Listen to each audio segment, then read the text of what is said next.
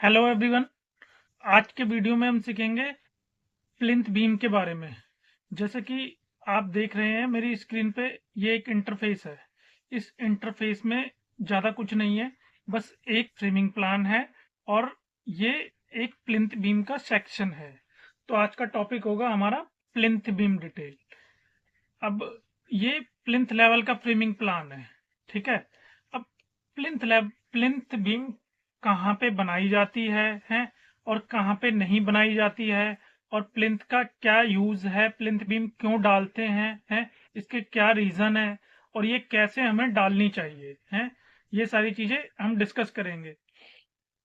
अब जैसे कि ये प्लान, सबसे पहले मैं आपको ये इस प्लान को एक्सप्लेन कर देता हूँ। ये जो फ्रेमिंग प्लान है ये प्लिंथ लेवल का है। इसके अंदर आप देख रहे होंगे हर बीम के ऊपर नंबरिंग करी हुई है।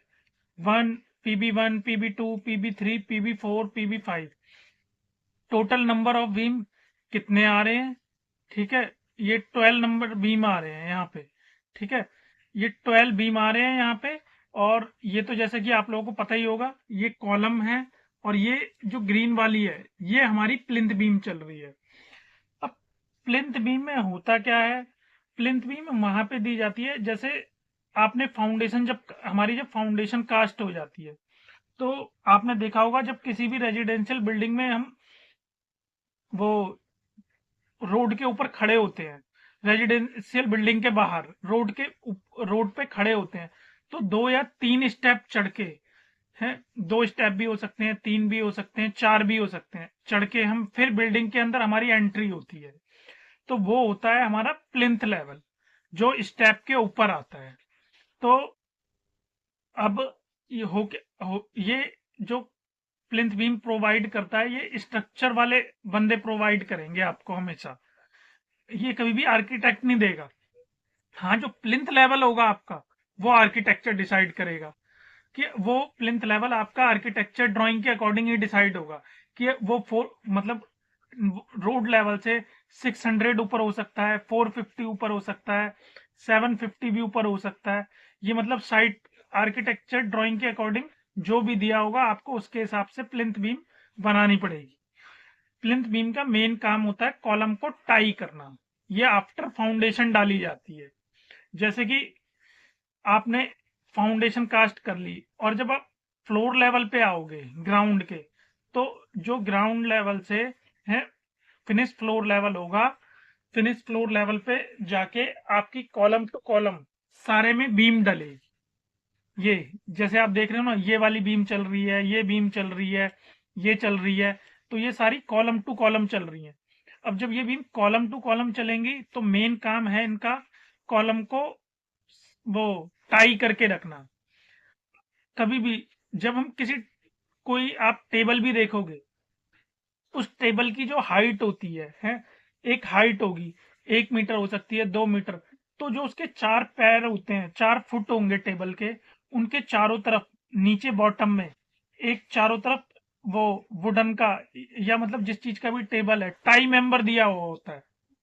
सेम बिल्डिंग के अंदर भी यही चीज फॉलो होती है कॉलम को टाई करने के लिए, कि कॉलम जब 3 मीटर की हाइट पे जा रहा है, तो फाउंडेशन से वो सीधा आया। फाउंडेशन भी मतलब रोड लेवल से कम वो एनजीएल होगा जो आपका 1200 तो गया ही होगा। 1200 ना गया हो तो 1 मीटर तो गया होगा। 1 मीटर वो नॉर्मली बिल्डिंग की हाइट 3 मीटर होती है। 4 मीटर तक कॉलम हम सीधा नहीं लेकर जा सकते, कॉलम सिलेंडर होने के चांसेस बहुत ज्यादा बढ़ जाते हैं। तो उस चीज को रोकने के लिए कॉलम को आपस में टाई कर दिया जाता है। और ये कितने डिस्टेंस पे करना होता है, 3-3 मीटर के डिस्टेंस पे। तो आप जब भी वो कोई बिल्डिंग डिजाइन कर रहे हो, तो आपको ये ध्यान रखना पड़ेगा कि कॉलम को टाई करना है 3-3 मीटर पे। अदरवाइज कॉलम के बैंड होने के या सिलेंडर होने के चांसेस बढ़ जाते हैं। तो उस चीज को रोकने के लिए हम कॉलम को टाई करते हैं। और कॉलम को टाई करने के लिए मिनिमम रीइंफोर्समेंट दिया जाता है।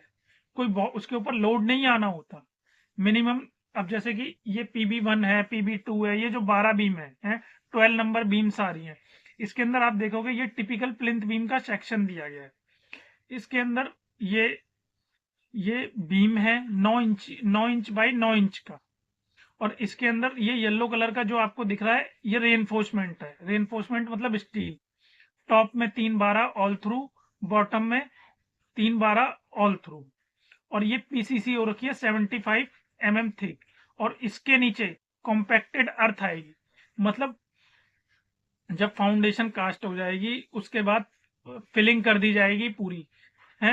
वो रोड लेवल पे आ गए आप, रोड लेवल के बाद भी अगर 450 की हाइट है तो आप 450 तक फिलिंग कर दोगे। अगर मैं एक सेक्शन ड्रॉ करूं रफली, तो ये मेरा कॉलम चला गया, ठीक है, ये इसकी फाउंडेशन आ गई, ये ये इसकी फुटिंग आ गई। अब फुटिंग के ऊपर ये फुटिंग आ गई मेरी सपोज। अब फुटिंग के ऊपर ये यहाँ कहीं जाके ये 1200 कम से कम ये नीचे जाएगा, ठीक है। यहाँ ये सपोज ये 1200 है, ये 1200 आ गया मेरा। और इसके ऊपर ये यहाँ पे आपका प्लिंथ लेवल आएगा। अब यहाँ पे सारे में है, जैसे कि ये प्लिंथ लेवल, ये एनजीएल आ गया, अगर इसको उठा के यहाँ पे लगा दें, ये एनजीएल आ गया और ये मेरा प्लिंथ लेवल आ गया। तो ये जो प्लिंथ लेवल है इसके चारों तरफ अच्छे से कॉम्पैक्टेड मतलब अर्थ होगी, मतलब अच्छे तरीके से वो मिट्टी को फिल कर दिया जाएगा। और उसके बाद जहां जहां जहां जहां आपकी बीम आ रही है उसके नीचे पीसीसी होगी, और पीसीसी करने के बाद फिर आप बीम डाल सकते हो कॉलम टू कॉलम। जैसे ये वाली बीम हो गई, ये बीम हो गई, इसके अंदर पहले से अच्छी तरह जैसे ये लिखा है कॉम्पैक्टेड, वो वेल कॉम्पैक्टेड फिलिंग, अच्छे से फिलिंग होगी। उसके बाद पीसीसी करोगे आप हर बीम के नीचे, सारे में नहीं है, हर बीम के नीचे पीसीसी करोगे। ये पीसीसी 75 mm भी हो सकती है, 100 mm भी हो सकती है। और फिर जो आपको स्ट्रक्चर इंजीनियर ने रेनफोर्समेंट प्रोवाइड करा है आप वो डालोगे। ये इसमें 3/12 टॉप में डले हुए हैं, 3/12 बॉटम में, और ये रिंग डला हुआ है, बीम का स्ट्रप बोलते हैं इसे। ये 2 लेगेड 8 का 150 पे 2 लेगेड। ये कैसे हुई, एक लेग इसका ये है, एक लेग ये है, ठीक है, तो ये 2 लेगड है। अगर ये 4 लेगड होती तो इसके बीच में और रिंग आते। तो ये 2 लेगड है, ठीक है, 2 लेगड ही डलती है ज्यादातर प्लिंथ के अंदर।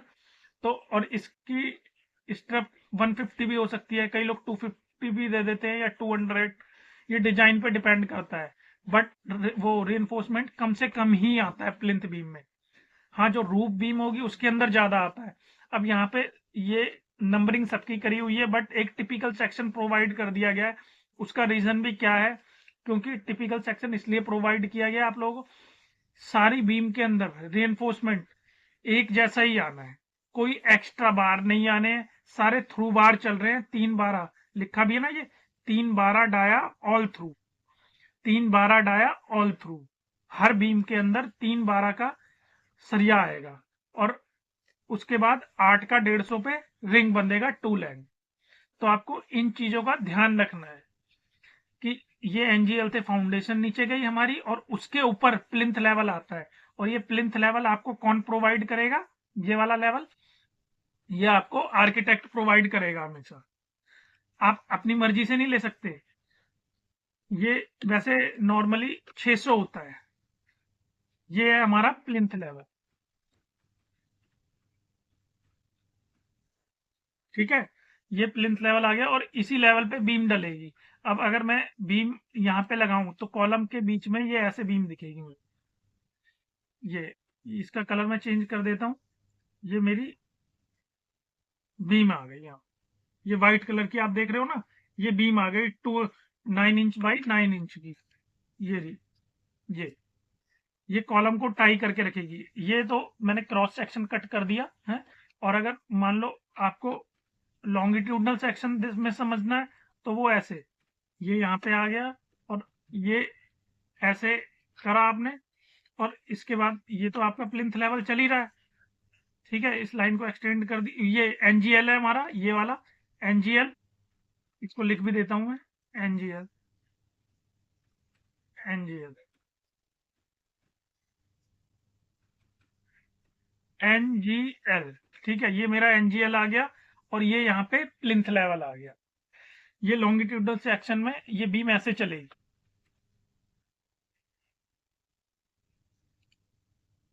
ये ऐसे,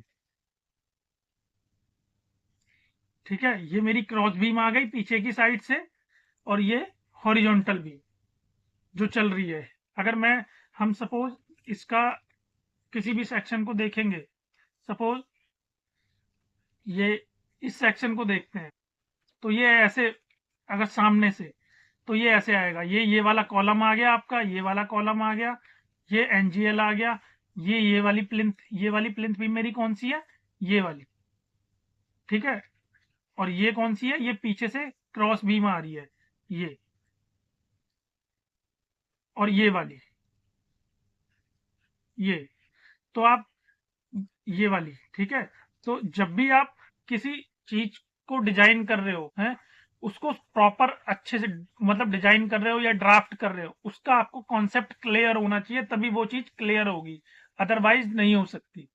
अब मैंने आपको क्रॉस सेक्शन के अकॉर्डिंग भी एक्सप्लेन कर दिया है, और लॉन्गिट्यूडनल सेक्शन के अकॉर्डिंग भी।